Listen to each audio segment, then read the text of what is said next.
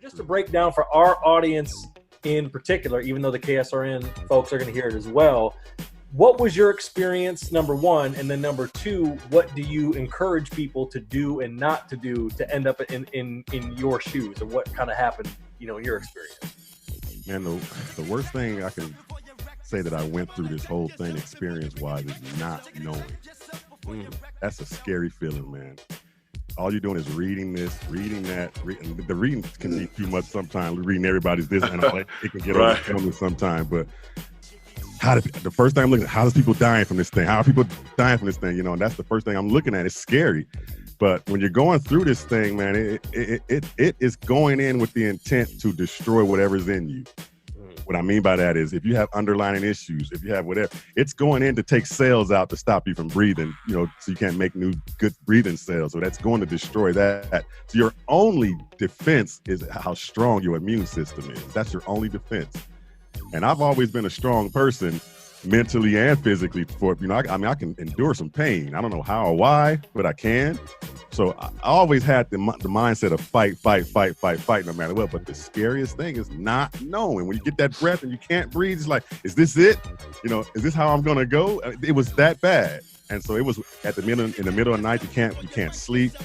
This thing attacks from back of the throat, going through esophagus, all the way down into the lungs, and then even stomach lining. Because I was having issues with the gastric reflux, so it was destroying that, made that worse.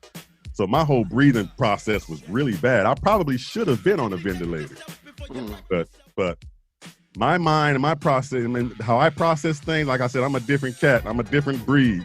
I process things a little bit different. And I start saying, I don't like to follow the masses. The masses says, do this. I'm like, hell no. I'm going to go do that, because if I can breathe on my own, that's what I'm going to lean on. But going through this thing, man, it's terrible. And the worst thing also, too, is, dude, you guys, I was doing everything right and got this damn thing.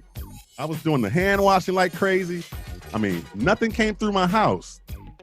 And all you have to depend on is your fellow man doing what they supposed to do.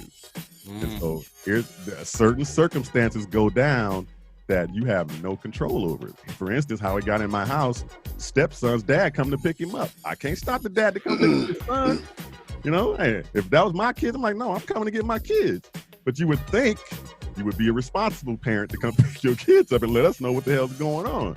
Right. And to find out, they went to some birthday gathering party or whatever, kids around, the whole party thing, and he came back. And next thing I know, he brought it Rona right back into the house. And we don't know. We just living like we've been doing. Next thing I know, he comes down to 24 hours later from a party on a Saturday morning, late Sunday night. I don't feel too good.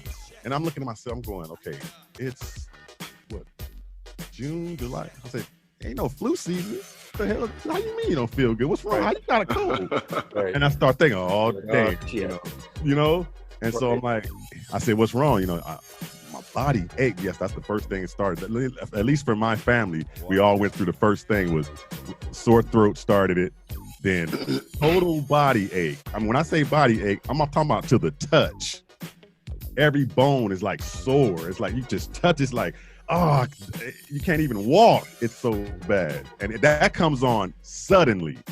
That's not like a gradual thing. As soon as that 24-hour period turns around, that sucker comes on. Suddenly you got that back of your throat feeling sore, and your body has this ache, and all of a sudden you got a fever that you can't control.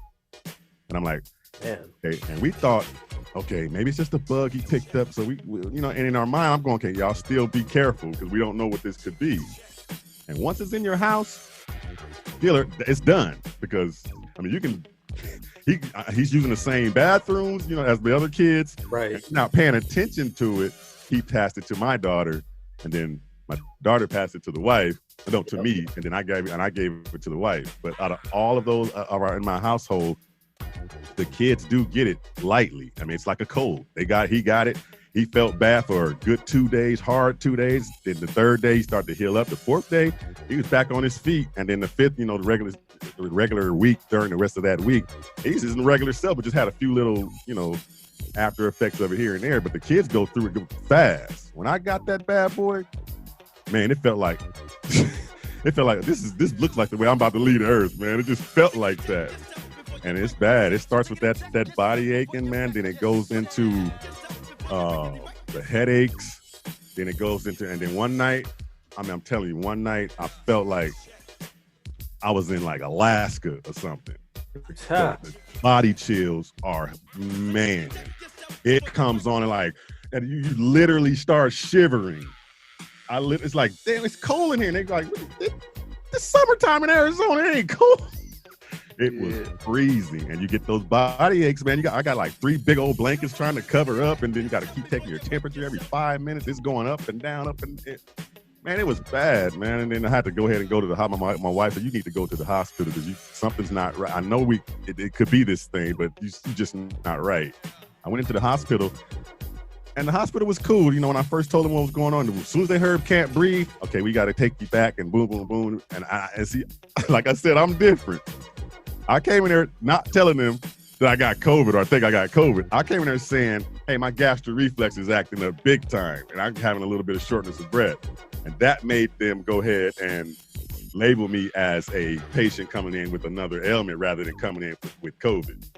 So then I sat down, they did all the tests and everything, and next thing I know, she came back, she said, everything came back okay, but in your lung, you got a lot of black lining around your lung, which is consistent with the virus that's going on right now. It's called viral pneumonia.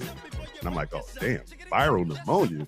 I said, what is that? You like, okay, well, how bad is that? And you start asking questions like a motherfucker. You're like, hold on a second, what the hell is that? And she's like, that's consistent with what this virus is look like. So we got to test you for the virus now. I'm like, okay, let's do it. And she shoved this damn thing like halfway up in your head. It like it goes way, it's like it goes way back in the back of your head. I done did it twice. Like, oh yeah, yeah.